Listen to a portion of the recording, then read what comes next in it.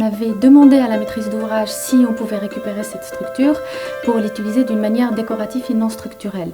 Donc la maîtrise d'ouvrage a accepté de faire cette démarche, qui est une démarche très compliquée, qui rallonge le planning, certes, mais qui, d'un point de vue patrimonial, nous semblait une réponse très intéressante et surtout un devoir envers ce bâtiment historique. Alors c'est une structure dite Eiffel, ça c'est la force de certains personnages dans l'histoire qui ont presque fait une sorte de marque de fabrique. Ce qu'on appelle une structure Eiffel, c'est ce dessin géométrique en croix qui représente aujourd'hui la structure Eiffel. La première personne qui a fait ça, donc c'est Monsieur Eiffel, et depuis toute structure qui reprend ce dessin-là est une structure dite Eiffel.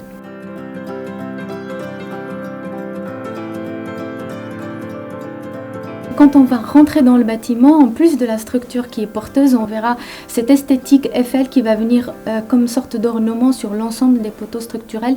Et à l'œil, vous ne verrez même pas la différence entre ce qui est structurel et ce qui est esthétique. Je reprends la phrase de Nietzsche qui dit que les Grecs étaient superficiels par profondeur. Et heureusement que la maîtrise d'ouvrage nous a accompagnés dans cette démarche. C'est que c'est pas de la décoration, il ne faut pas l'entendre dans le côté superficiel, mais c'est vraiment pour témoigner de l'histoire et c'est une profondeur très importante.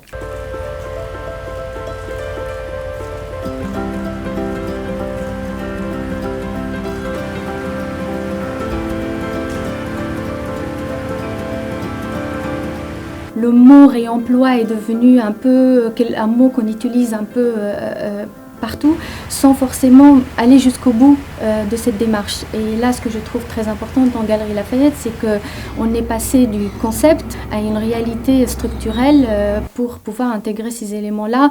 Donc les éléments décoratifs, ils vont aussi venir sur la nouvelle verrière du bâtiment, en plus de la structure Eiffel.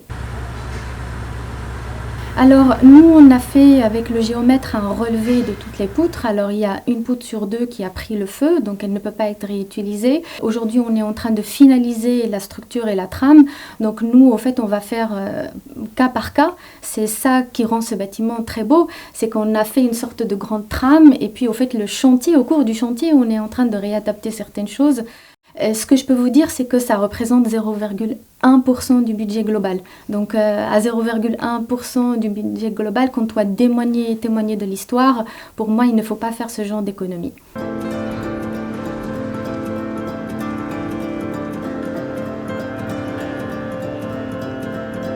Alors le bâtiment a été construit en 1908, fini à cette date-là. Donc les architectes qui ont travaillé sur ce bâtiment-là, c'était une sorte de transition. On passe de l'architecture art nouveau, art déco, à une architecture industrielle.